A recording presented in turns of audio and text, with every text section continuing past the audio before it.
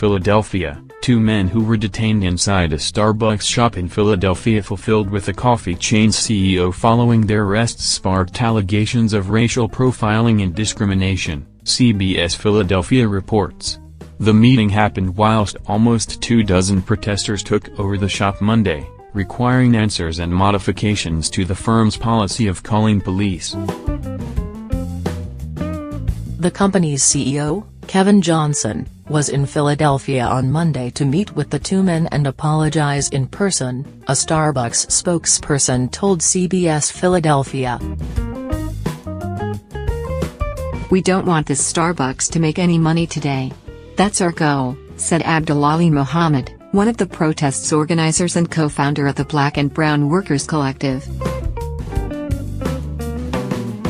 Just before 7:30 a.m., the protesters moved inside and stood in front of the counter, some holding banners reading "End Stop and Frisk," chanting slogans like, "A whole lot of racism, a whole lot of crap, Starbucks coffee is anti-black."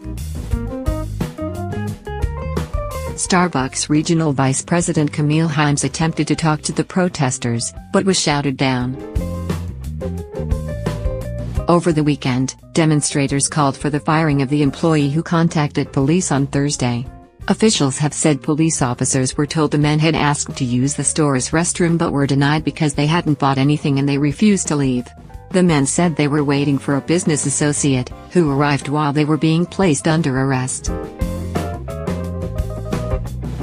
Police haven't released the names of the men who were arrested. The two were later released after the district attorney's office said there was lack of evidence that a crime had been committed.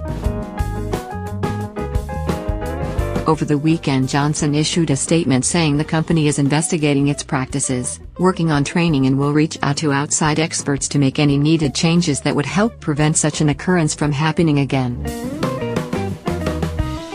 "Creating an environment that is both safe and welcoming for everyone is paramount for every store," he said in the statement.